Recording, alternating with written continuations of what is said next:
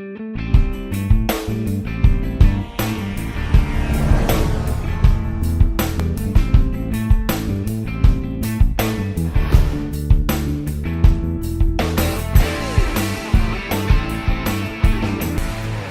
South Coast Air Basin is a region of Southern California.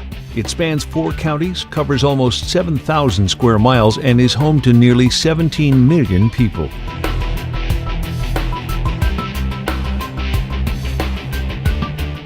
It is also home to some of the highest levels of air pollution in the nation. Keeping up with the ever-increasing population and transportation needs has made the region's air quality challenges even more difficult.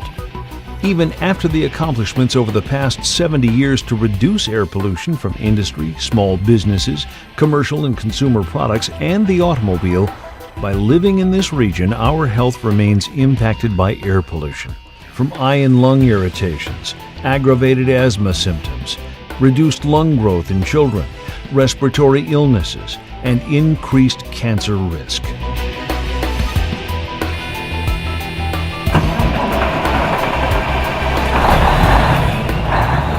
One of the biggest challenges we face is reducing the smog-forming gases and fine toxic particles that come from burning diesel fuel. Operations at the ports of Los Angeles and Long Beach, the largest port complex in North America, along with the movement of goods throughout this region by both truck and rail, are significant sources of diesel pollution. This can actually create serious health impacts for anyone who lives, works, plays, or goes to school close to major transportation corridors. So what is being done to reduce diesel pollution without sacrificing the vital economic engine of goods movement?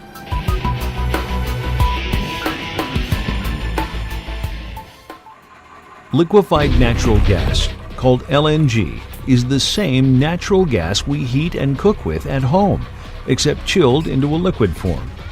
LNG is a cleaner burning fuel that is cheaper than diesel and does not compromise a heavy-duty tractor truck's abilities, fuel economy, or drivability. Using natural gas in transporting goods can cut fuel costs in half, and it helps reduce dependence on foreign imported oil, enhancing our nation's energy security.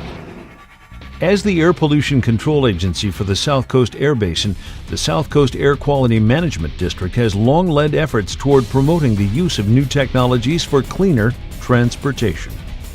South Coast AQMD recognized a recent opportunity through a White House economic stimulus package to combine job creation with air quality improvement. The agency took the initiative, forging a collaborative with 5 Clean Cities coalitions representing the cities of Los Angeles, Long Beach, along with Western Riverside County, the Coachella Valley region, and the Eastern Sierra region of Nevada. Together, they successfully pursued Department of Energy Clean Cities program grant funding to support these efforts. 2 important projects were funded in this region through these grant opportunities.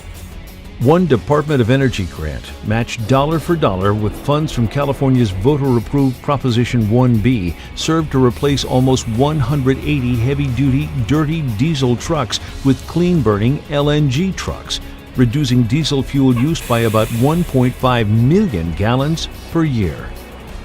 Although LNG heavy-duty tractor-trailer trucks offer comparable power and range to their diesel-powered counterparts, the network of LNG fueling stations across major shipping routes will need to be expanded. An additional DOE grant helped shipping company UPS with the purchase of 48 new LNG-powered heavy-duty tractor-trailer trucks, as well as the construction of a new LNG fueling station in Las Vegas to serve these trucks. This will complete a long-planned 700-mile regional LNG fueling corridor across the southwestern U.S., along one of the nation's most heavily traveled truck routes for the movement of goods. Its completion will connect existing public access LNG fuel infrastructure in Southern California with the LNG fueling stations being developed in Utah.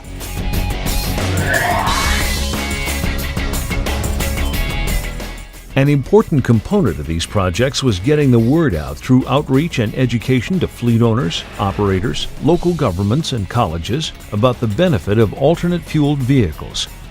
Through a series of seminars, workshops, and the production of multimedia materials, websites, and printed publications, the Clean Cities Coalitions had the opportunity to share with others about the health effects of diesel pollution, the benefits of alternative fuel technologies such as compressed and liquefied natural gas and electric, available grant funding incentives, and green job careers and training opportunities.